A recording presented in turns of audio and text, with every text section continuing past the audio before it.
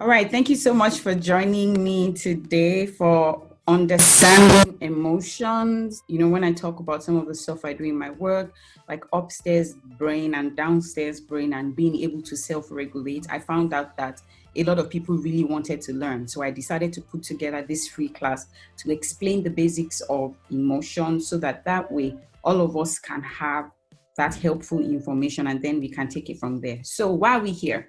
We're here because you want to understand yourself better. You're here because you want to do better and be better. Perhaps you don't like some of the outcomes that you have right now and you want to change them, and you're willing to take the time to learn how you can be the best version of yourself.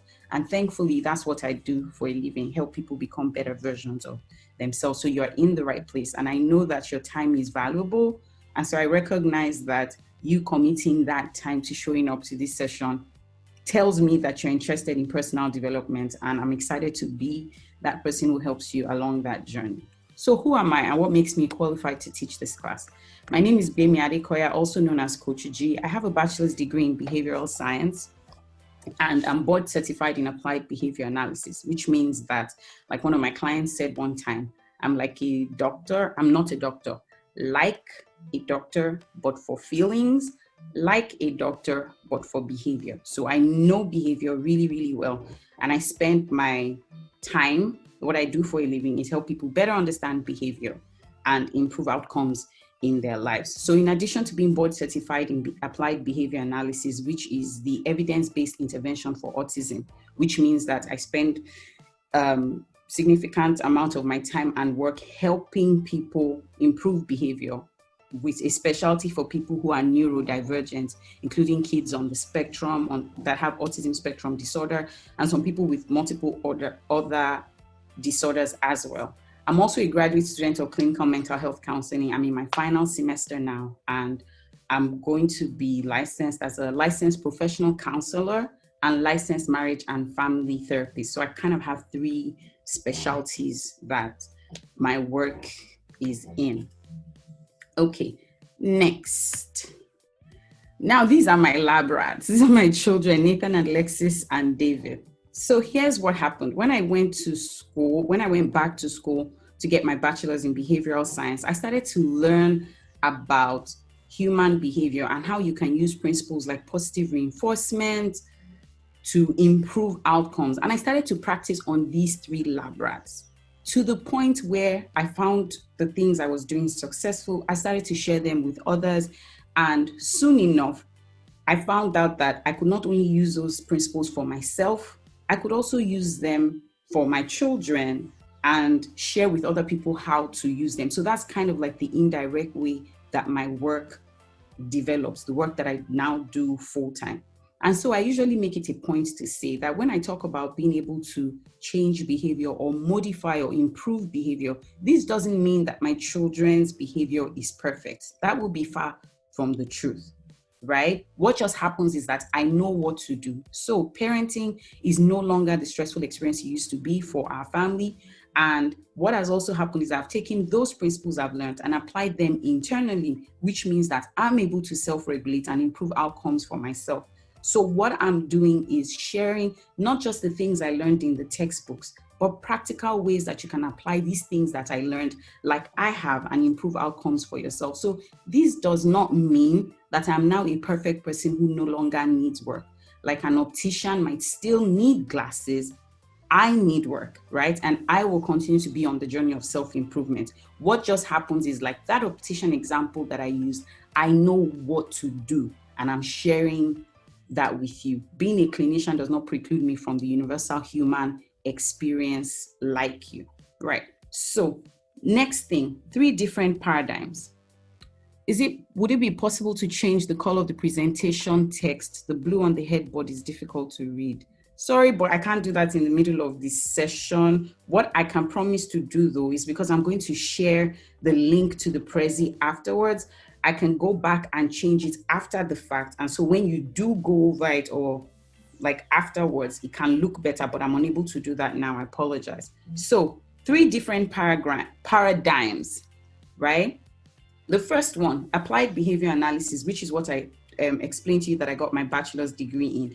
That looks exclusively at external expressions of behavior, which means that behavior is focused on what a person can do or cannot do, right? And so when I learned that particular paradigm, I became a specialist in changing behavior. So if, for example, you came to me and said, my kid is throwing tantrums, I need that behavior to change, I know exactly the intervention that you need to get that behavior to change. And that was great until I then went to grad school and started to learn about clinical mental health counseling. Then I learned a new paradigm, which was internal expressions, emotions, which means that as a behavior specialist, I can tell you how to stop your kid from throwing a tantrum. However, as somebody who now speaks the language of clinical mental health counseling, I can explain to you that there are certain emotions that might trigger that tantrum. And if we do something about the emotion, then we can also modify that behavior. So that now became a second language that made me better at helping people, because I wasn't just focused on external expressions. I could now focus on what is going on inside, right? Then I learned the third language in adding the family therapy specialty to my master's degree, which is marriage and family therapy. I learned systems theory, which is another language that looks at the interconnectedness of everything. So for example, if you told me that your kid tantrumed, I can think about their behavior and how to stop that tantrum. Then I can also tell you about the emotions that are going in that will let you understand why they're tantruming and improve that behavior. But now I can help you look at the family system and tell you that this is happening because of this and that, and how if we change the family system, that behavior can change. So what does being fluent in these three languages mean for you if you're working with me?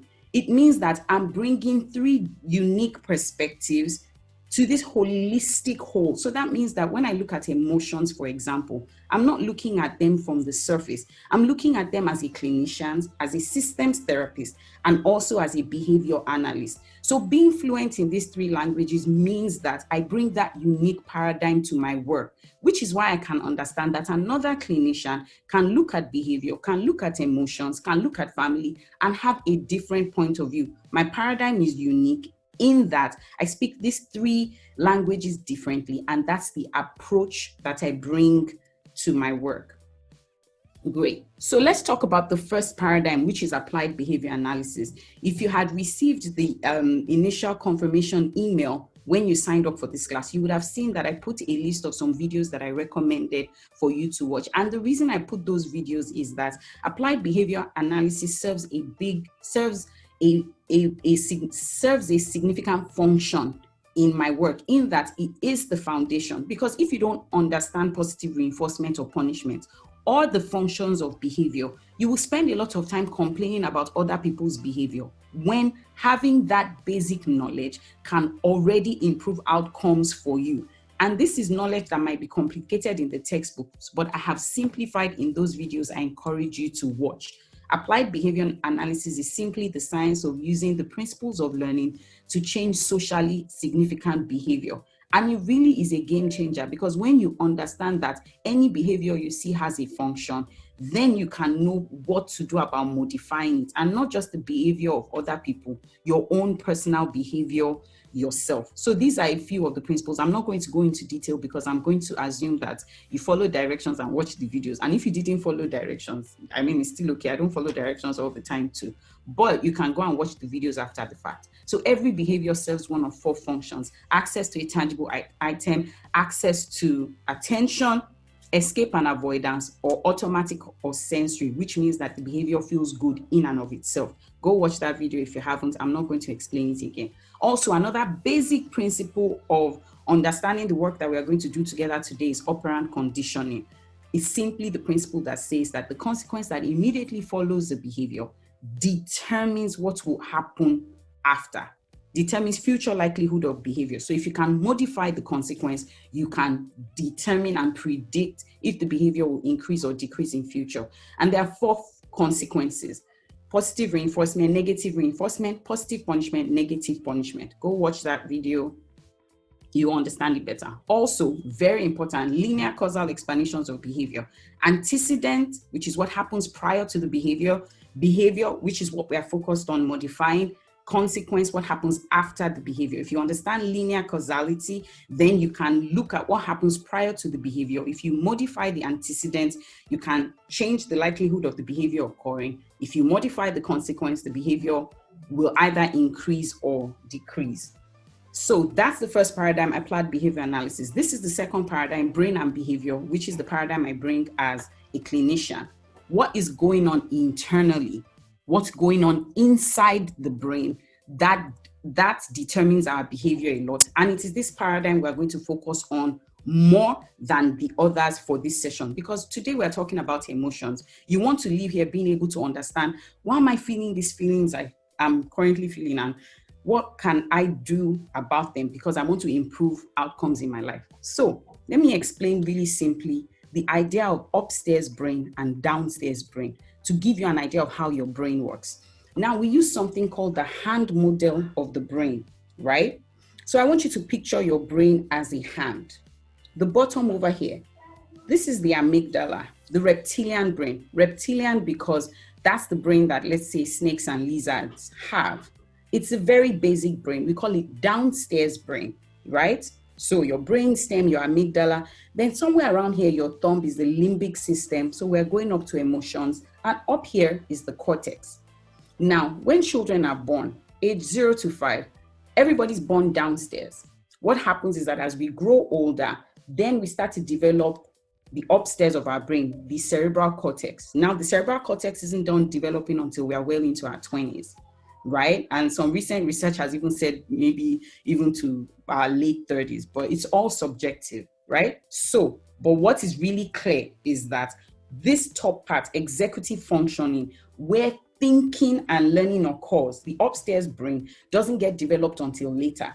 So what happens is that as our bodies grow physically, our mental and emotional development is supposed to be happening simultaneously, so that we're also developing our upstairs brain.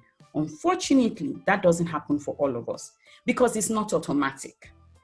Our downstairs brain is instinctive. Our upstairs brain is developed. If life was perfect, we would have learned from childhood as we were growing up how to develop emotionally too. Unfortunately, many of us haven't learned that, not because we are wrong or not because we didn't want to learn, but because we didn't have the opportunity to learn. Because as many of the parents I work with have now discovered, they come to me saying, "Coach, I need my child's behavior to change. I need this child to stop throwing tantrums." Only for us to find out that the adults are throwing tantrums too. So what happens when the adult who wants to teach the child to emotionally regulate doesn't know how to emotionally regulate? Then we now move away from changing the child's behavior to actually working on the adult, to making them able to regulate themselves. That's the major part of my work. So upstairs brain should be fully developed, often isn't. Or maybe it's developed, but we don't know how to go upstairs more often. So upstairs brain, the logical part of the brain that controls the conscious mind. This is the part that controls our behavior and reasoning upstairs, right? Now, children ages 0 to 5, they can't really regulate their emotions because this part isn't fully developed.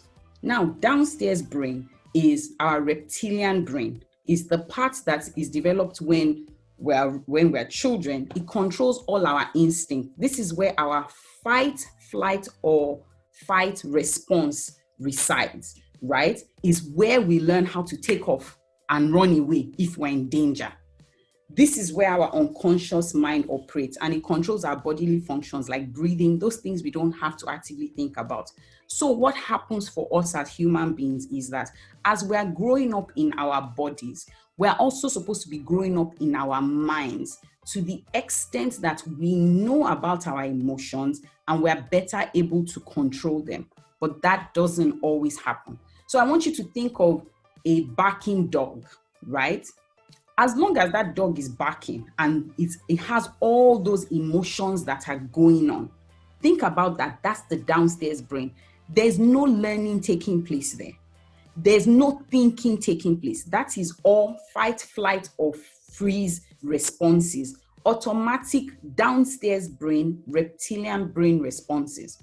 When that dog stops barking and is no longer activated, that is when upstairs brain is now working. So when we're in downstairs brain, it seems as if the connection between our thinking brain, which is upstairs, and our feeling brain, which is downstairs, is broken. So what does this mean for you? If you're an adult that finds out that you are constantly reacting in ways where you don't like yourself afterwards, that means you are spending a lot of time downstairs. And what you need to learn to do is to go upstairs and stay upstairs more. Not because downstairs is bad. Downstairs is essential for living. It's how you keep safe. But you can't stay downstairs because you can't yell and fight your way through life. It will affect your relationships. It would even affect not just your relationships, but even something like parenting. You can't parent from downstairs brain, because what will happen is, because you always need to be right, you don't know how to control yourself. You will hit, fight, and punch, and you will destroy the relationship you are trying to preserve. So what's happening to a lot of us is we are saying, I don't like how I'm doing all these things I'm doing, but I don't know how to stop. Well, congratulations. If you didn't learn it prior, now you have the opportunity to learn it, because I usually say that we go to school to learn all of these things for how to do our jobs. We learn math, we even learn shorthand and typewriting and introductory technology, many of the skills that we will never, ever use, right? But the things that matter, e.g., emotional self-regulation, where do we learn it? Don't worry, you learn it from coach. That's why I went to school, so that I can learn it and I can teach as many people as possible too. So keep that at the back of your mind, upstairs brain and downstairs brain. And I teach classes on emotional self-regulation in group settings, and I also do one-on-one, because we all could benefit from learning how to regulate and how to become better. At the end of the class, I'll cover flipping the lid some more. Here, we use the hand model of the brain. So what happens when we flip our lid is that our cerebral cortex is no longer engaged. The thinking part of our brain is now open. It is now disconnected. So if you find that you are thinking before acting, before speaking, you are not in control of your bodily responses, you are feeling too tired and stressed to focus, you are feeling inefficient and unable to get things done, you have flipped your lid and you are now downstairs, because upstairs is like the roof. But because you have flipped your lid, your thinking brain is no longer engaged, right? So when the hand is closed and our upstairs brain is on, we think before we act, before we speak, we're able to focus, we're in control of our bodily responses, and we feel efficient. It is what happens what I call goal-focused choice making or goal-focused decision making, because you can pause between your feeling and your action to decide on the action that will help to best serve your purpose. It's not something that you can learn in a 1 hour class like this. It's something that it will take a while and practice to get done, but it is doable. So if you find that you're in downstairs brain and flipping your lid a lot, then you need to learn how to go upstairs and stay upstairs and engage your cerebral cortex more. So are you a reactor, always reacting, saying they made me do it? That's downstairs brain. Are you a responder, choosing your response? That's upstairs brain behavior. Are we clear? Right, so that's the second paradigm, brain and behavior. Third paradigm, systems theory. And this part is relevant because in our day-to-day relationships, we are going to find that you're going on your merry way. You're not trying to look for anybody's trouble, but people are coming to look for your trouble because you'll be minding your business and someone will say something that will trigger you. Someone will do something that will piss you off. And you're now saying, coach, you're talking about upstairs brain and downstairs brain, but I was minding my business. If people will just behave themselves, then I'm not going to feel stressed or threatened. But here's the thing about cybernetic loops, which is the systems theory perspective I bring to my work. everything is interrelated. Let's think about a personal relationship, for example. I'm going to zoom into this image so you can see it. So let's say this one is, I use different examples of this, but for this particular one, I'm using the example of, let's say, partners.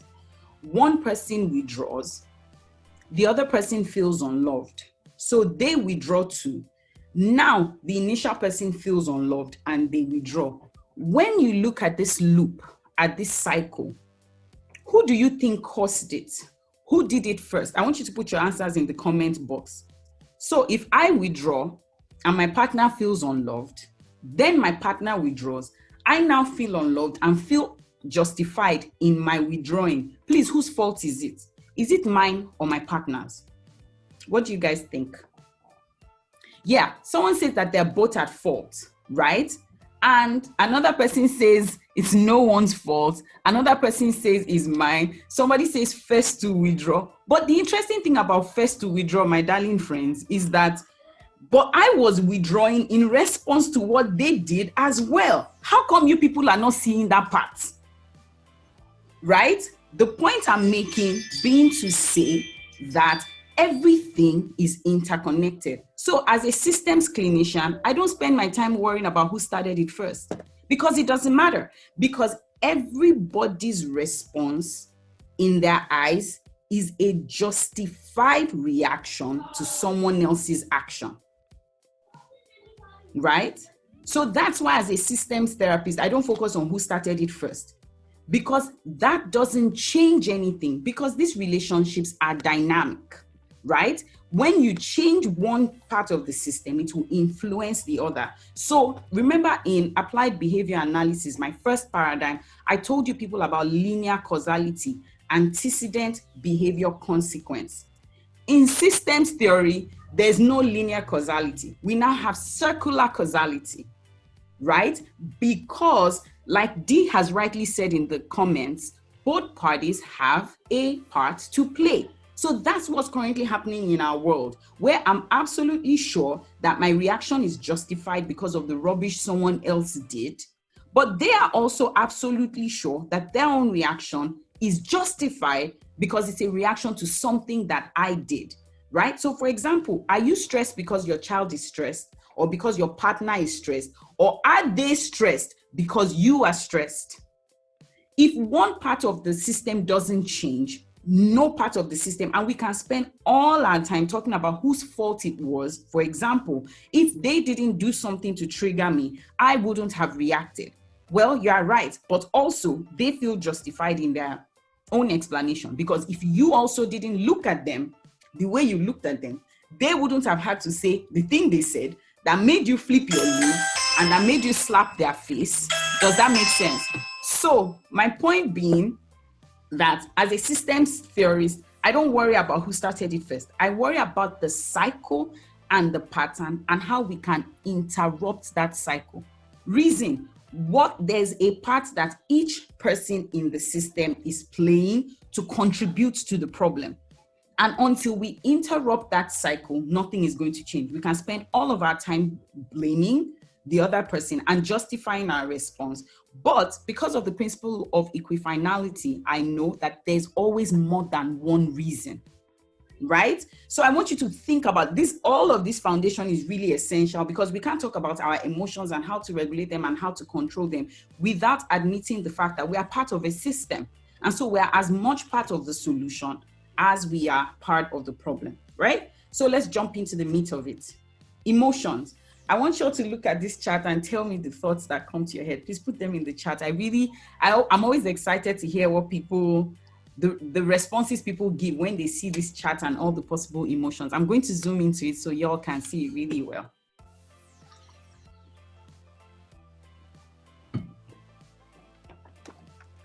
Somebody was saying that she started to use the chart with her psychiatrist. I like that. Right? All of this emotion, it's blurry even now. You still can't see it. You probably need to change. If you're on Zoom, you need to change to speaker mode from gallery view. That will probably help you see it better. If you're in gallery view, you're not going to see it clearly. If you change to speaker mode, then it will pull up to be the only thing on your screen. If it's still blurry after that, then I'm sorry, I'm not sure what else we can try. It's called a feelings wheel. Oh, okay, I like that. The positive emotions are depicted in brighter colors while the negative emotions are in darker colors. Well, that's interesting. Somebody says that's a lot of emotions, right? You feel like there are too many emotions? I like that. Yes, there's a really wide range of emotions. Guys, I'm going to put the link to it. Like you can see, I didn't crop out the credits for the people who the chat actually belongs to. I'm going to post a link to it afterwards so y'all can look at it, maybe download it, save it. If you look on my Twitter, you might find it there. No, you will find it there because I posted it. And I talk about it with clients a lot because for many of us, we may not have realized that there's so many emotions. Yeah, REM says that there are basic emotions and they expand, right? And then you can pick which level of emotion you feel per time.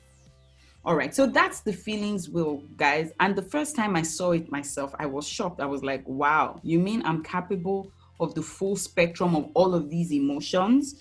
And the answer is yes. All of us, including children, are capable of the full spectrum of human emotions, and we're supposed to be able to feel them. Yeah, I like this comment. Emotions are multidimensional. It is interesting to see how different feelings can be attributed to the basic emotions that we're conversant with. So yes, these feelings, all of these feelings, we are capable of all of them. All of us, children, adults, and even if we don't have the words to describe all these feelings, we can learn. That's what emotional granularity is. Emotional granularity is being able to identify and label your emotions. When you think about granularity, think about a tiny grain, right? Being able to identify and label your emotion to the tiniest grain possible. Can we learn that? Yes, I'm going to try to teach it. I'm not going to be able to cover it exhaustively in one class, but you can spend time either self-learning or work with a coach like me who will help walk you through so that you can improve outcomes in your life because you now know what's going on inside you. So you are capable of the full spectrum of human emotion, of all of these feelings. Yes, you are. I want you to think about that for a little bit. Someone says, I feel like most of us only knew about the basic emotions and learning how they can expand is key. Yeah, that's right. Because I mean, where were we supposed to learn all of this? I mean, if I didn't go to grad school trying to become a therapist, I probably won't have. Maybe I would have learned when I went to therapy, because going to therapy is where I've learned more about my emotions than I have learned in school. But literally, my job is to help people understand these feelings and make sense of them. So all of these feelings, the full spectrum, we're able to experience them, right? So what are they really? What are emotions really? Emotions is derived from the Latin word. I tried to practice how to say this word, but I have since forgotten, so I'm not going to try to say it. But just read it right there on the screen. I'm going to zoom in so y'all can see better. You see that word? I'm zooming in, guys. You see that word? That's the Latin word, right? And it literally translates to move out, right? So emotions can be explained as energy in motion, and it shows how life is constantly in flowing motion. It's how we express ourselves by giving off energy relative to how we feel. And because I wanted to be able to explain the idea of emotions well, was why I encourage y'all to watch the movie Inside Out prior to this session. Did anyone watch it? If you did, please put a yes in the chat. I want to see that not everybody is non-compliant.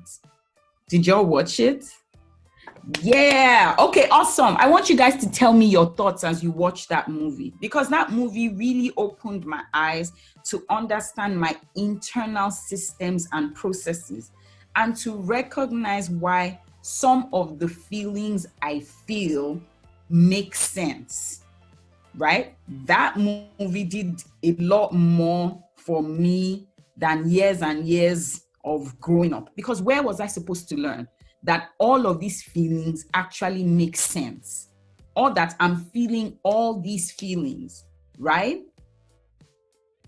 So someone says it's interesting to put a face to the emotions. Yeah, and understand the purpose of what some of the primary and secondary emotions are. So that's a movie I usually encourage a lot of my clients to watch because it helps us make sense. Yeah, Phoebian says it was like therapy animated for her. And somebody else says, Chika says it was amazing and broken down so well. Yes, great. I like that, Medina, that you're not alone in how you feel because we're all supposed to feel these feelings, right? And so that takes away the fear that you might have about why am I feeling this way? It's a universal human experience. Note says, what's the name of the movie? It's called Inside Out. It's an animated movie that I usually recommend that people watch. It's really helpful in helping us understand emotions because sometimes we feel a certain way and we're like, why am I feeling like this? It's your emotions, right? Thank you everyone for being so helpful trying to answer the questions. So there's some basic emotions. Now let me first clarify that some people think that the basic emotions are 4, some think they're 5, some think they're 8. I don't really care about arguing with people because there's so many different approaches to research and there's so many researchers out there. So let everybody pick the number that works for them. That works for me. These are the 6 basic ones. There's anger, fear, love, surprise, joy, and sadness. For some people, their own primary includes 8. That's okay, right? You see, the thing about primary emotions is that they're instinctive. We're born with these hardwired into our brain, right? So these ones, they're primary because we come like they're factory fitted, if I can put it like that, right? So we can feel anger, we can feel fear. So even babies feel all of these feelings, right? So these are primary emotions. Let me digress a little bit here and talk about tantrums. What happens to children is that when they're born, they feel basic emotions. So they feel hungry and they cry. You feed them. They feel hot, or maybe they're sweaty, or maybe their diaper is wet, right? They cry. You pick them up, you change them. Crying is the language that they use to communicate their unmet needs, and parents meet those needs when they hear them cry. What happens as they grow older is that they start to feel more emotions, right? So a 2-year-old is playing with their iPad and suddenly goes out because they don't understand the concept of charging and power, and that as the battery bar has been slowly, changing, it means that it's about to be out of power, right? So the battery dies and the iPad goes off. Now this child feels an intense feeling, perhaps frustration. Does this child know what to do with that feeling? Do they even know the feeling that they're feeling? They just know that they absolutely hate what has just happened. So what do they resort to? Downstairs brain, the instinctive language that they came hardwired with, which is to cry, thank you, Chika, or shout, or scream, or perhaps fling this frustrating item away from them. Why? Because that's what they know, right? Because remember, they grew up downstairs. They were born downstairs. Going upstairs is a learned skill. So guess what now happens to the adult who is beside them, who is supposed to show them what they're supposed to do with the feeling of frustration, who is supposed to model to them the appropriate response for feeling frustrated. Yeah, I like what you said, Rihanna. You said discomfort equals crying. Yes, because they feel uncomfortable. They don't know what to do with the feeling. They're now feeling an advanced feeling of frustration.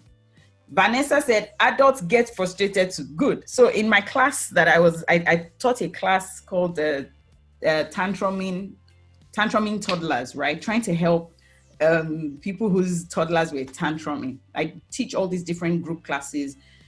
There's tantruming toddlers, parenting teens, emotional self-regulation, just different small group classes that can help deal with the specific concerns that you have. Yeah, I like what Shelly said. Shelly said, me too. I usually don't know what to do with some feelings, which is true. right? Because we feel these intense feelings. So what happens to the 2-year-old? They feel frustrated, they fling the iPad, and now they're beside me, the adult, who, remember, is supposed to have the capacity to go upstairs and stay upstairs. So, child frustrated by iPad getting powered off, right? I, adult, frustrated by child throwing iPad. What do I do in response?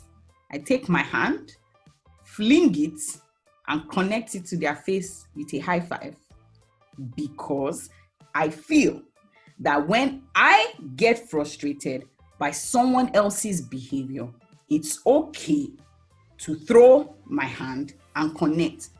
Yet, why am I punishing that child for reacting in frustration? So my question is, why is an adult allowed to feel frustration when a child isn't? The adult that is the grown-up in the room does not know how to regulate themselves. And we fully expect an 18-month-old to. And then we say, well, if he wouldn't behave badly, then I wouldn't have slapped him. Oh. So the child is the controller of you. I'm getting you. Tell me more. I like the chat. Dee said, adult tantrums are terrible. I had one yesterday and I was horrified this morning when I remembered all I said. And I really appreciate that honesty. Because what happens is that we feel frustrated and we lash out. We don't know what to do. Like us, like the children. It's just that there's nobody to beat us.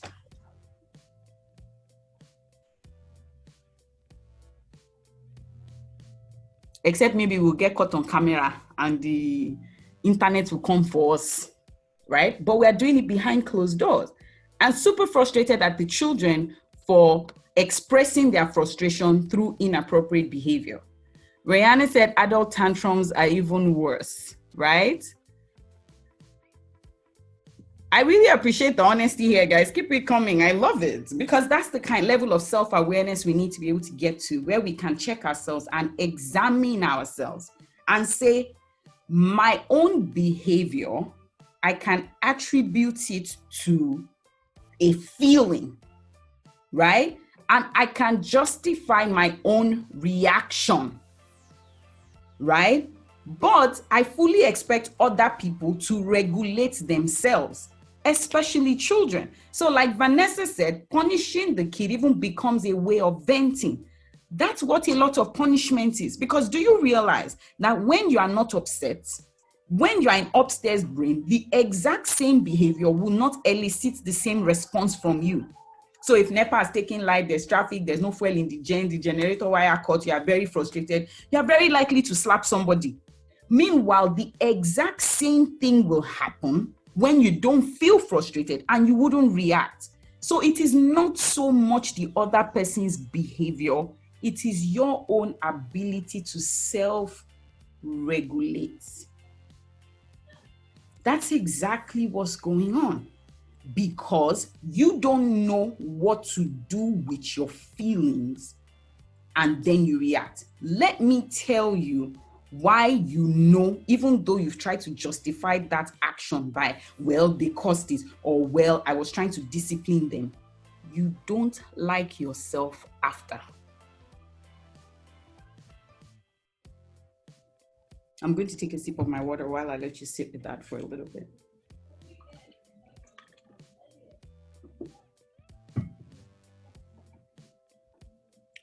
Fumi says, I lash out at my children, then I feel guilty later. My son is more sensitive and often hurt. Yeah, you don't like yourself after because it was a reaction, not a response. You didn't choose that response. You reacted and you felt justified in that moment. But afterwards, you're looking at yourself and you're like, but you should do better now, right? Or maybe you don't like the consequence, right? So somebody is rude to you at work and you're like, it's today I will show you that you are not the only person that is mad. Then you off your shirt and you fight, then they fire both of you. Then you now get home. Then you're now thinking to yourself, what made me start fighting? Was it my village people? I knew it. I knew that when I woke up and I saw this, my evil neighbor, as the first person I saw today, I knew that they had cast a hex on me. Is this evil person I saw? Or I stepped out of my house with my left leg first. Or there was a cobweb by the door. That was what I put my face into. I should have known that the day was going to be a bad day. Everything except how come I cannot regulate myself. Someone says that's true. I really feel bad afterwards and try to explain my anger and frustration, right?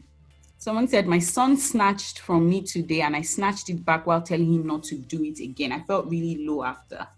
True, reacted to a rude vendor on the phone 2 days ago and I hated that I let them trigger me like that and it was such a minor issue. Yini says we try to justify our guilt with every kind of thing when we could have done better in the first place. So what if you haven't learned to go upstairs and stay upstairs because you flip your lid all the time? Because what happens is that in that moment when you are agitated and angry and having that strong emotional response, what has happened to your cerebral cortex?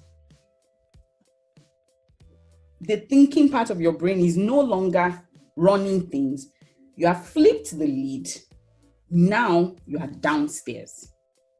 So if you understand that this is the feeling I'm feeling, do you think that that will help you in self-regulation? Absolutely, right? And that's my work to teach you. So let's keep going.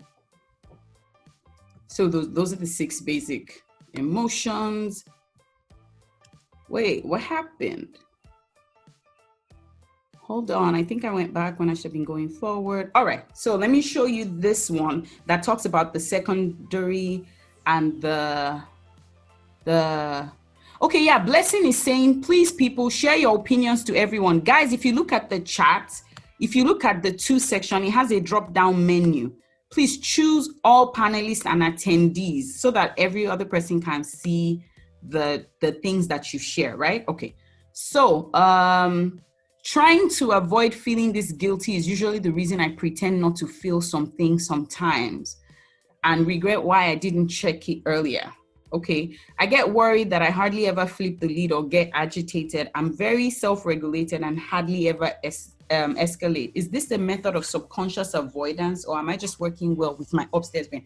I really like that question and I'm going to address it shortly, okay? I will get to that point a little bit. And it will be the part when I talk about react versus response. Because just as flipping your lid is a reaction or can be a reaction, withdrawing can also be a reaction. Because if it is not a choice that you make, and if it doesn't serve your end goal, then it can be avoidance. So for example, maybe in your relationship, there's something that's happening that is harming you. And instead of addressing it, you don't say anything, and that harmful thing continues to happen. While it might seem like you have kept the peace by keeping quiet, have you achieved your goal of keeping that inappropriate behavior from happening again? No. So, did you do a good thing by withdrawing? What do you think?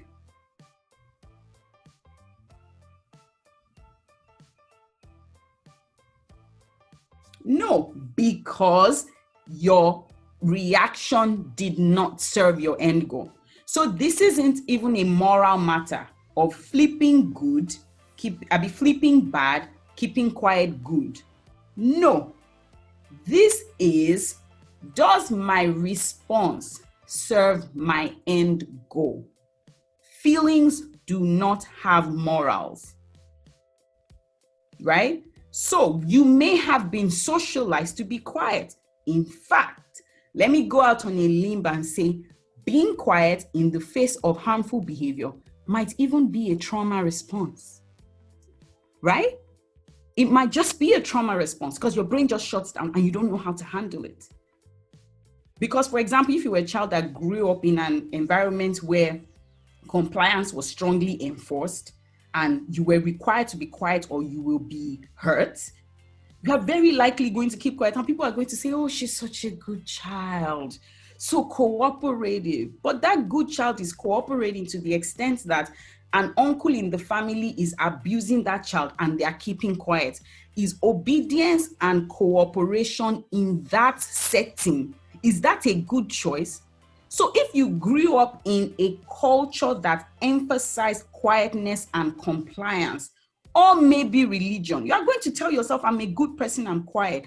But are you? Because there's harm going on and you cannot speak up because compliance was expected of you. So this isn't about people that fight are bad and people that keep quiet are good. No, in all of the paradigms that I talked about, I didn't speak of morality. Because my morality is my personal choice, not one I get to decide for everyone. I spoke purely about the science and about my clinical knowledge.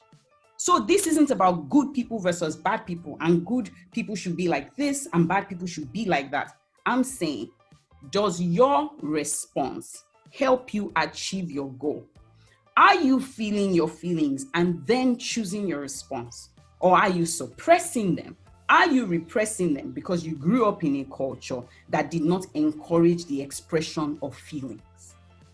Is it a trauma response? So let's go on.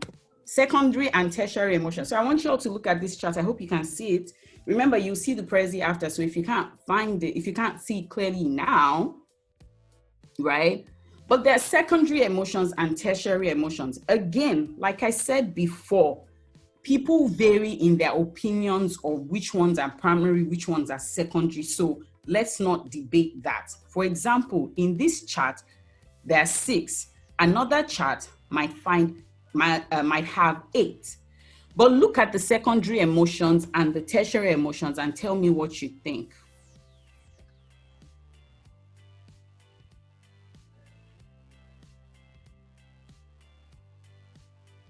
Secondary emotions: affection, lust, longing, cheerfulness, zest, contentment, pride, optimism.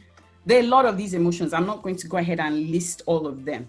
You have, if you're not looking in, again, speaker view, guys, if you're in gallery view, you're not going to see anything. But if you go to speaker view, you can't see it. All right, I'm going to, you guys will look at the prezi after, right? So I'm going to keep it moving, all right?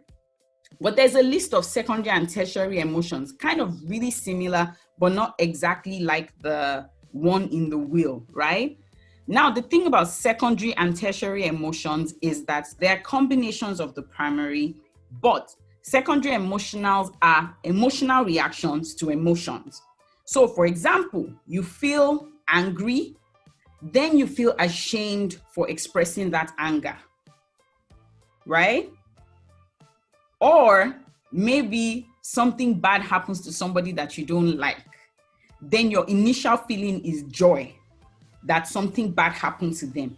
Then you now feel ashamed because if you're a good person, you're not supposed to rejoice at the downfall of somebody else.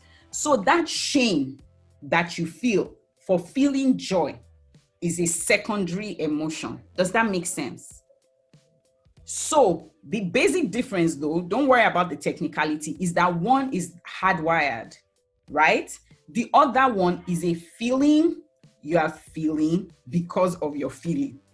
Does that mean? I'm not trying to complicate it, guys. This thing is simple. My job is to simplify the science. Sekinat says, I'm here pacing because you're preaching, Mama. Well, I'm eliciting an emotional response. Guys, I love teaching people about this stuff, so I'm going to keep it moving. So there's primary and there's secondary, and it does get complicated, yes. What just happens is that when you know better about emotional granularity, you are able to identify and label it. So for example, let's say I'm at a family function, right? And there's this older uncle who looks at me and says, now, wow, how many children did you have? And now you have just ballooned and filled everywhere.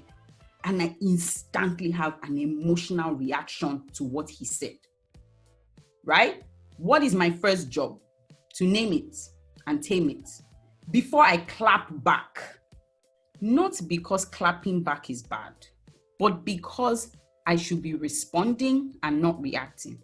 And if my response is not serving my end goal, then what am I doing? So I immediately ask myself, how am I feeling? And this is like a split second thing that happens in our brain. I'm not going to be having a verbal conversation with him immediately saying, how am I feeling? No, we're not doing that. I'm saying in that moment, somebody makes a very cutting remark and I immediately tell myself, ask myself, how am I feeling? Right? And I say, I feel angry. The next question is why? Why am I angry? Because he said something that caught me. Why? Why did he cut me? What power does he have? Why am I giving him power to evoke such a strong response? I immediately engage my own internal conversation, right? And then choose my response. Sometimes my response can be to clarify. And I can literally say, Uncle, are you trying to piss me off? Because if that's what you're trying to do, then it's working, right? Or I can say, Uncle, you're very funny. Is this not you, that your belt cannot tight your trouser? That you are telling me that I have food ground because I've given birth to 2 children. Okay, I gave birth to 2 children. How many children did you give birth to? That your tummy is bigger than my own. I can choose my response based on my end goal. Right? In that split second, that's what differentiates us from animals. That we can choose our response. So, can somebody elicit a can they evoke a strong emotion that can make it more likely that I will flip my lead? The answer is yes. Who gets to choose my response? Is it me or is it them? If other people are choosing my response, that means they are the ones that are controlling my life. They are the ones that are running things. If I am the one that is choosing my response, welcome executive functioning, welcome adult brain. Because the person that is holding the remote control is not them, it's me. So do they deserve a clap back? Absolutely. Am I going to give them? Only if it serves my purpose. Are we clear? Let's proceed. So, are emotions good or bad? Good versus bad. Eunice says this is touching every nerve. That feels really reinforcing to hear. Are they good or bad? Yeah, Mary, you are right. It's a lot to take in, and it's going to take us a while to learn these new things and unlearn our old ways, but we can do it. And that's my work as your coach. I will teach you. I can't finish teaching you in this class. You will come to a paid session, but I will walk you through it. You will come to a one-on-one session. We will break down the reason why that personal relationship you have is so complicated and what are the practical steps you can take. That's what I went to school to learn. Like a doctor, but for feelings. I got you. So emotions serve a purpose. Again, if you watch the movie Inside Out, then you can understand. Emotions serve a purpose. So for example, anger, if we never felt angry, we would never change. Things will never change. You're going to be so mad at something and be like, this is injustice. It has to change. Right? So anger serves a purpose, right? Anticipation, you look forward, you plan. Joy reminds us of what's important. Trust, you connect with people. So I want us to move our paradigm from this is a good feeling, this is a bad feeling, to what purpose does this feeling serve?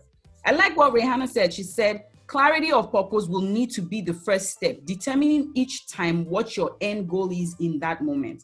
I agree. However, in the moment that you are activated, that's not the time to think about clarity of purpose. The first thing is to label it, because there's something, I'll show you a video towards the end called Name It and Tame It. As soon as you label that feeling, you take the power from it. when you feel a feeling and that it evokes that initial automatic response, emotion in you, you are downstairs. So once you name it, you can start to connect with upstairs. Then you can think about purpose. So clarity of purpose, yes, but in the moment when you are activated, what happens? Remember, downstairs brain is automatic emotional responses. So you will immediately feel anger or fear, right? That one is automatic. You are not in control of it. Does that make sense? But you now pause, then name it. Naming the feeling connects you to upstairs. I'll show you guys that video in the end. Don't let me digress, but let's keep going. It will make more sense. So all your feelings serve a purpose. So your feelings are not good versus bad. Feelings are feelings. Think of them as clouds. They're just passing, right? For the longest time, we used to worry that if I name my feeling, that means I'm personalizing it and taking it to myself. Then that means that is who I will be. No. Feelings are things. You are allowed to feel them. Then you get used to questioning your feeling and interrogating it. So somebody says something, you read a tweet and you immediately feel triggered and you're like, why? Why are you feeling like this? You label, you don't immediately go to you. Why did you tweet rubbish? Why did you say that? Delete this. The first thing you do is you take it inside. You internalize. You say, I feel some type of way. Sometimes it takes me a whole day. Sometimes it takes the third day for me to clock where I'm feeling well. And I give myself time. You be patient with yourself because you don't need to be reacting. What are you? Are you what's that sparkling thing that they light up? Those sparklers that they light up when they are having fireworks. When I was small, they used to call it Bisco. Yeah, I like you guys. Bisco. But please, for the sake of people who didn't grow up in the village like us, what's the name? I think they're called sparklers. Let's call them sparklers. Sparklers sounds... Somebody should give us the real name. Or are all of us villagic? Yeah, they're called sparklers. Thank you, Korede. I see you. I see all of you people. I see you. Sparklers. Bisco. Let's go with Bisco. Right, what are you? Are you a Bisco? Are you a sparkler? Just sparking everywhere. Or are you just meh? No reaction, no response, because you think that's how to be a good person. So people are walking all over you, right? That's not the optimized you. There's a better version of you. Let Coach G help you to bring it out. I'm on a mission, guys. I'm on a mission. All of us, we must be better, new and improved versions of ourselves. Not because you are wrong to spark, but it must be a choice. And to be clear, I don't live upstairs all the time. If anybody tells you that they live upstairs all the time, tell them that I said they are a dirty, stinking liar, because nobody lives upstairs all the time. We just have to do better, which is go upstairs more and stay upstairs more. So we are doing what we call goal-informed decision making. I say that again, goal-focused decision making. So if I ask you, why did you do that? You're not going to say, they made me do it. If they made you do it, then guess who's the CEO of your life? Them. Right? Let's move on. It's a lot of material to cover, guys. Are you ready to watch the Name It and Tame It video? I tried to explain it in my own words, but this guy, let me show you the book he wrote. Guys, look at my mountain of books. Can y'all see? Let me show you the book this guy wrote. This guy. This is the psychologist whose science I learned, or one of the psychologists. I'm trying to make sure y'all can see the book, The Whole Brain Child. Like I usually explain to people, the things I teach you, they're not my personal ideas. I learned this stuff. I read them in books. My job is to synthesize the knowledge and show you how to practically apply it. So that's why I'm always excited to show you the resources and show you the material. I didn't invent this stuff. right? I just learned it. I know how to use it, and I'll just show you the shortcut way. So you don't spend the 20 years of your life then having to go learn it from scratch. Let me simplify it and make that job easy. So for example, if you come to a session with me, you can be asking yourself, why should I pay so much for an hour of this woman's time? They are synthesizing 8 years of knowledge. I've been going to school for the past 8 years, guys. So that's the knowledge and the expertise and experience that I'm bringing to a 1 hour session where you can tell me your presenting problem. I can help you analyze it and we can unpack it and you can know what the next steps are, right? So think about it like that. Let's watch Name It and Tame It from the real psychologist. Or you're really upset with what happened or you're angry or whatever. In Maria's right brain, I can tell you there's, in addition to right and left, there's, now please excuse these incredibly simplistic statements, but there's an upstairs brain and a downstairs brain. Now I'm fine with that for this parenting book, but believe me, my other foot is in science and the scientists would see that and go, what? But the fact is there's a cortical rim where a lot of this higher stuff goes on, and there's everything below the cortex. So if you take your thumb and put it in the middle of your fingers and put your hands over the top, give this a try. This would be in my brain like this, see? And so this would be the cortex where you do all your thinking and planning and all that kind of stuff. If you lift up your cortex, you have everything below the cortex, which we call the downstairs brain. That's reasonable. Downstairs is just a substitute for the word subcortical, which freaks parents out. So downstairs. And it's the upstairs brain is the cortex. Okay, so you lift up your upstairs brain, you go to your downstairs brain, that's the subcortex. It's the limbic area and it's the brainstem. These are very ancient circuits responsible for things like emotion and motivation and fight, flight, freeze reaction and your arousal states whether you're awake or asleep, stuff like that. So what happens at that moment is if we did a scan on your brain, we would say that your right amygdala and your limbic area and your downstairs brain, the downstairs brain is super active. I'm scared, I'm scared, I'm scared, I'm scared, I'm scared, I'm scared. And studies show that if you have this kind of presence and of mind, I can get Maria's left brain to name the feeling from the downstairs brain. And you can show that she will squirt soothing neurotransmitters down to her right limbic area, right downstairs brain, and calm it down. Okay, so we quickly summarized that entire set of studies with Name It to Tame It. And so that's all parents need to know. In the book we didn't put any of this stuff, but everything is backed up by science, believe me. So what does that look like? I come to you and I have a problem. What do you... So here's what it looks like. So let's say you're agitated about being rejected by your friends. So I give you the hug. All I'm doing at that moment, I'm not naming anything. You don't jump to that. First it's connect and then redirect. So that's, we have these strategies, connect and redirect. So the idea is first I connect with my right hemisphere. That helps soothe your whole system, but you're still nervous about going back to school. So then I say, well, let's talk about it. And you say, well, this happened, and she was there, and she was going to go to the party, but she didn't want to go, and then they turned away from me. They wouldn't have lunch with me. And I said, sounds like you're really feeling a big feeling of fear that when you go to school tomorrow, no one's going to want to have lunch with you. So we're naming fear. And I thought I was angry. And maybe you were angry too. But it helps to have the... Right, but you have to actually name the accurate emotion. Yeah, I hear that. Right? Because we could say, well, you're feeling excited to go for popsicles, but that's wrong. Yeah. Right? So it's not just naming anything. And when you name it, it registers as true. That's what I'm getting at, is sometimes we think we're angry, but in fact we're sad or we're fearful. So by you saying fear, it might in fact... That would calm your downstairs brain.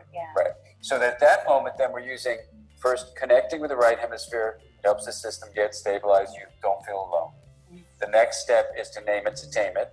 So I'm going to now help you with my left brain because I'm going to use both my hemispheres together and go, gosh, I wonder what my daughter's really feeling here. And I'm not going to tell you what you're feeling, but I would say something like, I wonder if you're feeling scared. And then in Maria's brain, the whole system calms down. All right, guys. I hope you found that helpful.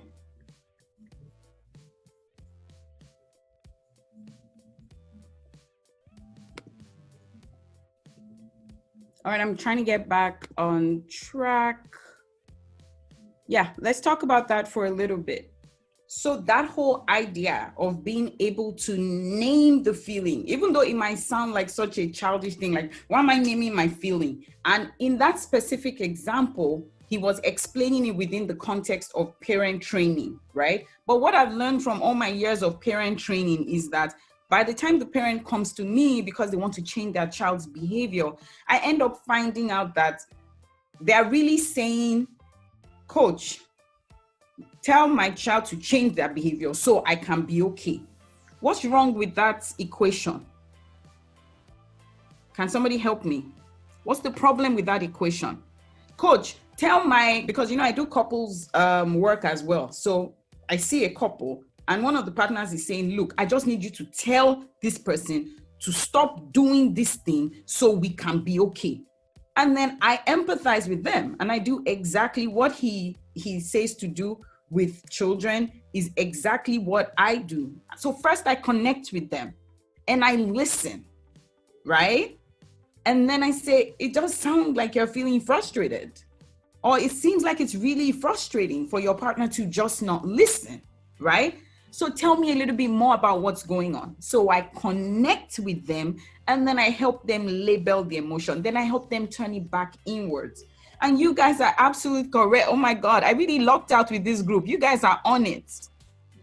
And you're right, because they're making the other person responsible. So when you come to me with that, I'm going to listen, then I'm going to work you through, okay, so tell me a little bit more about how it is your child's fault that you slap them across the face. Because you are telling me that it is their responsibility to change for you to be okay. And it's my job to tell you that they're not the ones holding the remote control of your life, right? To get you to understand that you're in control of your emotion and you're part of that system as well, right? So that's what the majority of my work is. So in a lot of the work that I do with people one-on-one, they come complaining about their partner. I end up talking about them, because if each party can self-regulate, outcomes can be improved, because you're right, you are part of an existing system, right? So I can even teach a whole class about how to connect with my partner, because what happens when your partner is agitated is that they're downstairs, you're downstairs too, and you people are fighting. Can you learn to go upstairs? So bring yourself and your partners, let's create a group for couples and learn how to help ourselves to go upstairs and stay upstairs. So it's not just parents and children. It's partners, it's us and our siblings, us and our co-workers, right? As part of my work, I provide services to companies where I see their staff in one-on-one sessions. And a lot of the work I do, when they come and they say, look, my team lead is X. So my work is to sit with them and say, okay, let's talk about your feeling and resolve it from a you standpoint, because the person I care about is you. Because I recognize that if you're able to self-regulate and self-manage, your relationships will improve. So allow me to work with you and teach you, okay? Because you can do the work. We can spend all of our time talking about what other people should have done right.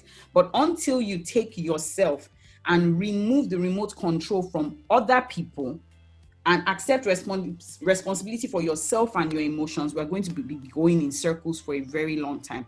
Also, this is another part that is important. I'm trying to move on quickly so we can do questions and answers, guys. And I'm getting to the end of it. Look at this iceberg. I'm going to try to zoom in so y'all can see. Can you guys see? So often when you see an emotion at the top, there are other things going on at the bottom. So when you see a person that is angry, you maybe think that they're angry, but are there other things going on? Yes, because not just secondary emotions, but also icebergs, because the behavior that you see manifesting is just symptomatic of a lot of other things going on, right? All right, so I think I went back again by accident, so I'm scrolling all the way to the end. Where's my last slide? Okay, I'm just going to go ahead and click on it. All right, so let's wrap it up.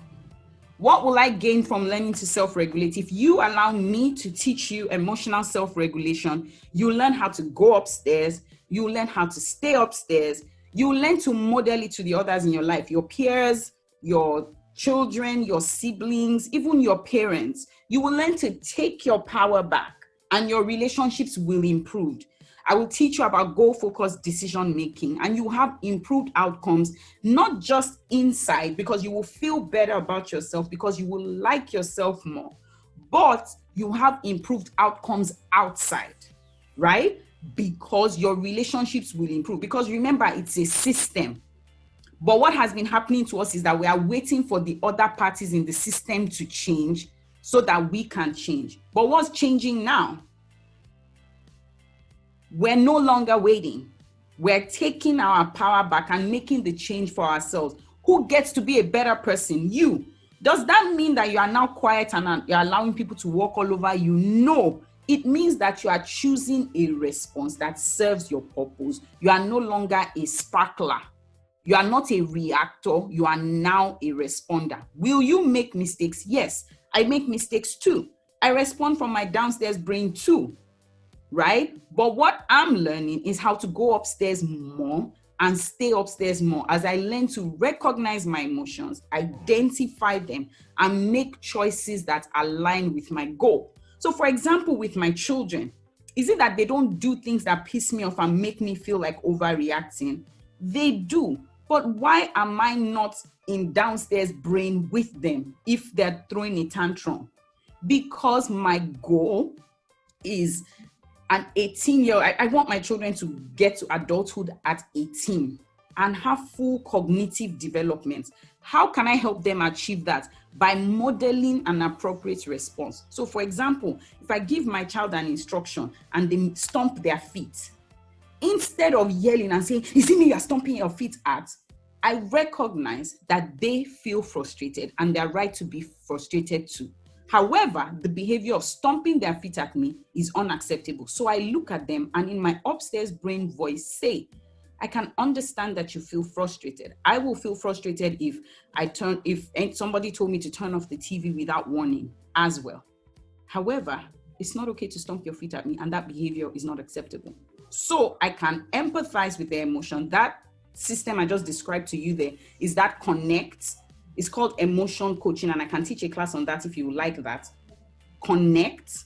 I can recognize the feeling with them, and I'm able to separate my feeling about their action from their action, because I feel disrespected is different from my child is trying to disrespect me. So I can see the stomping of it and I can say, I can understand that you're frustrated. It's not okay to stomp your feet at me though.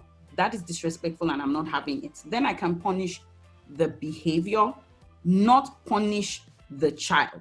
And that behavior will reduce. That's why I don't need to hit my kids to get them to behave well. And we can have that connection and bond that I really want them to have. So the fact that I don't hit my kids doesn't mean my children are indisciplined. I don't need to use my hands to talk. I have my mouth and I can use my words. So I can look at my partner and I can say, it may not have been your intention to say something hurtful, but I found that what you said now hurt my feelings. It doesn't mean, is it me you're talking to me like that? I will show you Pepe. So what it means is that we have a mutually respectful relationship where each person's needs are getting met. It doesn't mean that one person is stupid and one person walks all over them. We can communicate with each other. So what happens? You build good, healthy, wholesome relationships with the people around you. And so I can look at somebody who's trying to be disrespectful and I can say, why do you think it's okay to speak to me like that? Here's what we're not going to do. We're not going to be disrespectful. Are we clear?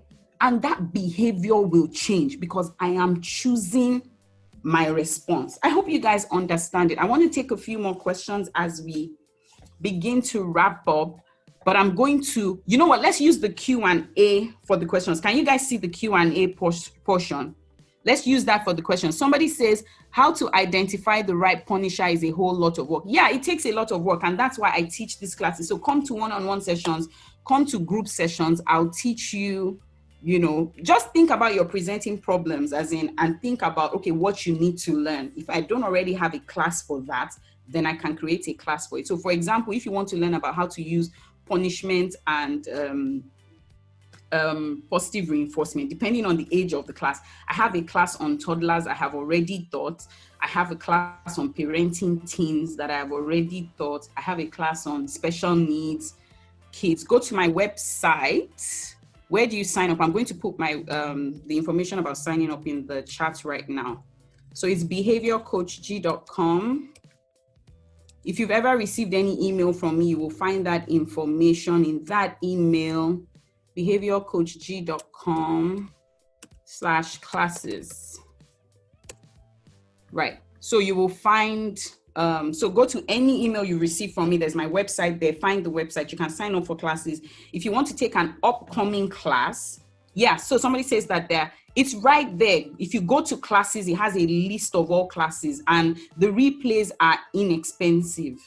I price the replays at half the price of the actual class. So you can take a replay. If you don't want a replay, you can email me about signing up for a fresh one. So if I have enough people, the only upcoming class I have on there is emotional self-regulation, and it's almost full. I teach one next week. So if you want to get in that class, go ahead and get in now, because once it's full, I may open another one maybe 2 weeks down the line, or you can just go ahead and watch a replay, right? So I'm going to, let me look at the Q&A so I can answer as many questions as I can before we wrap up.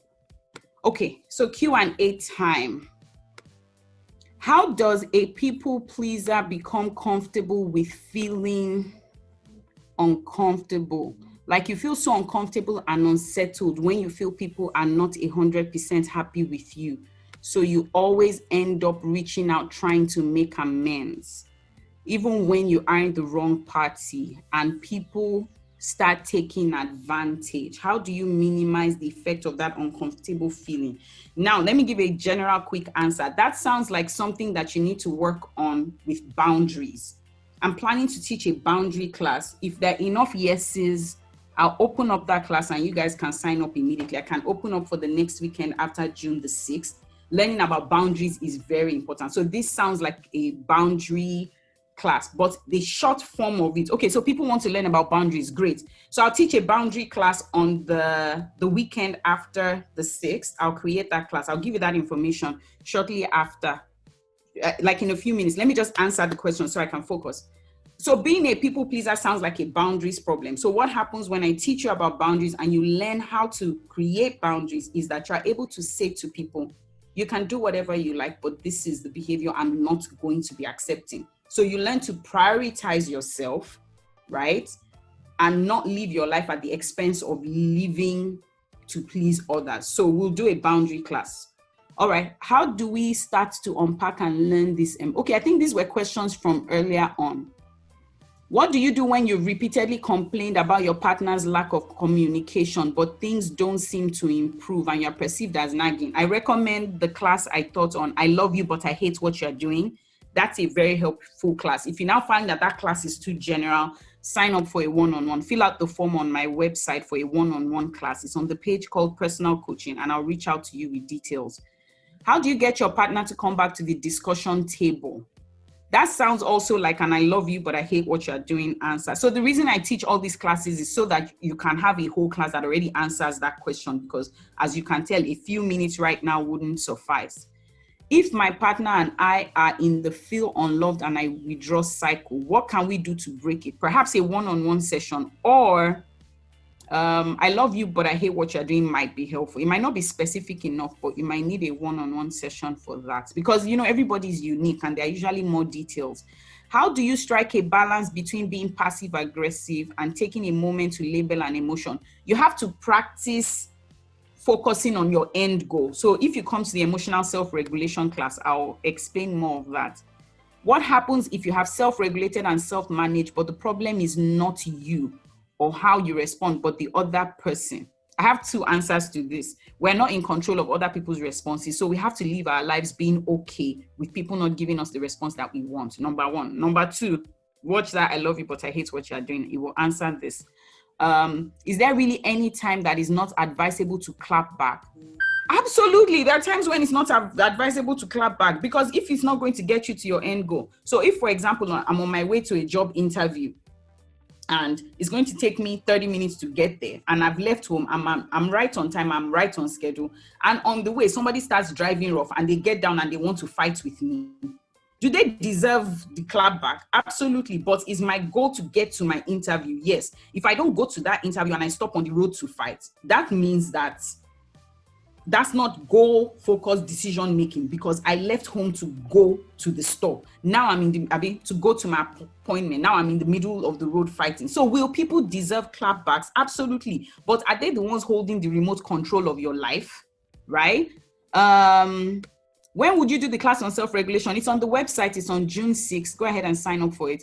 Baby, there's not much information about your one-on-one rates. I don't have the information about my one-on-one rates on the website on purpose, because I provide my services on a sliding scale. And if I did put that information there, a lot of people won't even email me about it, because they're already going to feel that it's beyond their reach. So send me an email. I will email you personally. It's on purpose.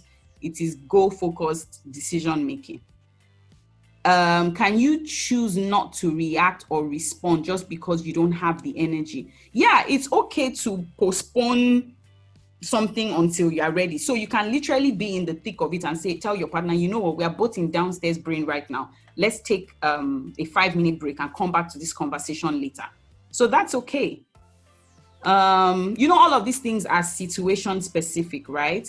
Sometimes I identify the emotion, but I still end up reacting. That's perfectly normal. We're all a work in progress, and it will take some practice. Here's the thing. If you are finding out that you constantly make choices that don't align with your end goal, then you need to put in more work.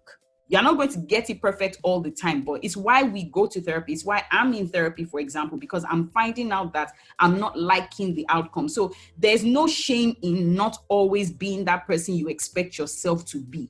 If you find out that you are not, then put in the work one-on-one with someone who will help you. That's literally my work, to help you get closer to the better version of yourself that you're trying to be.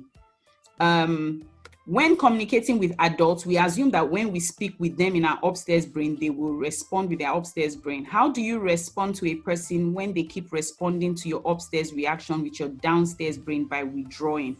Now, you also have to realize that just like you, right, they've gone all their lives until, let's say, perhaps today, where you learned these new things. Are we able to extend grace to them? So can we share information? Can we say, you know what, I'm struggling in my relationship with you. Maybe if you learn about upstairs and downstairs brain like me, it can better improve our relationship. So you both attend a class together, or you send them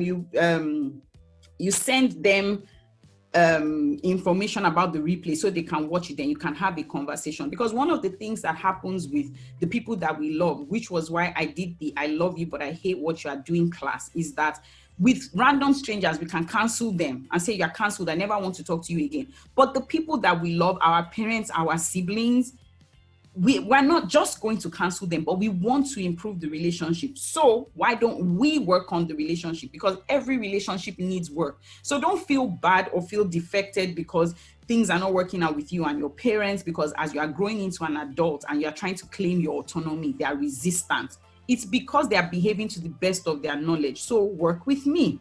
Does that make sense? What if they take offense and throw tantrums? I'm going to say what I said before again. There's no guarantee that people in your life will respond the way you expect them to, and you have to be okay with that.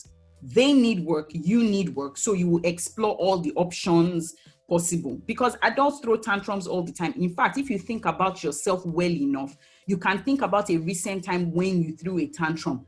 Are the people in your life supposed to throw you away because you didn't know about upstairs brain and downstairs brain? We're going to extend the same grace. If it's a situation that is however harmful, then you can say, okay, how do I remove myself from this situation? But if you work on yourself long enough, you will realize that a lot of the things that you are blaming other people for, they're actually things that you can do something about.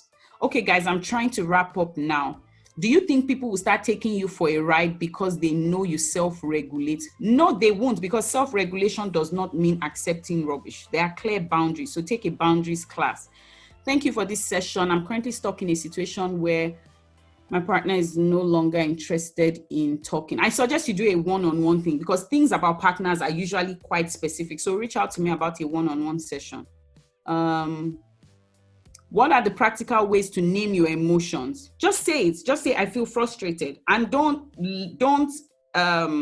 project it on others. You are not allowed to say, you are frustrating me or you are making me feel frustrated. You say, I feel frustrated. That's as practical as it gets. Any feeling you are feeling, if you have to print out that emotion wheel and pin it on your wall, pin it on your wall, because you are the one on the journey of personal improvement. So say, I feel antsy right now. Sit with the feeling. Sometimes it takes me 3 days to clock why I'm feeling. I'm okay with, let's get used to sitting with our emotions. It's okay. And you can say, you know what? I don't know how I feel right now. That's also valid. Okay. How can you walk through responding when the other party is always reacting? I think I've answered this. Where do you find I love you, but I hate what you are doing in class? I put the link in the chat. It's behaviorcoachg.com. Go on that website, click on classes. You will see concluded classes. Click on a replay. You can have access to the paid replay. Bemi, have I been manipulated into someone who withdraws? I will normally talk things through, but the person I live with said I like to talk things through too much and it doesn't. And it doesn't serve my goal. That sounds like a one-on-one session where we can unpack what's going on. So reach out to me for a one-on-one session. There's a form on my site that says personal coaching. Fill out that form. I'll get an email and I will respond to that email. How do you handle being boxed into a corner in an important conversation with your partner, knowing very well you have limited time to think about your choices? You can ask for a break. You can say, can I come back to this conversation later? I feel boxed into a corner. And we need to normalize those type of conversations in our relationships where we say, you know what, I feel really stressed right now and I'm starting to raise my voice. Can we come back to this conversation when I'm calmer? I don't want to say something disrespectful. Can we talk about this later? Like, I'm not able to have this conversation now. So what will happen is that as one person gets better, the other person will get better.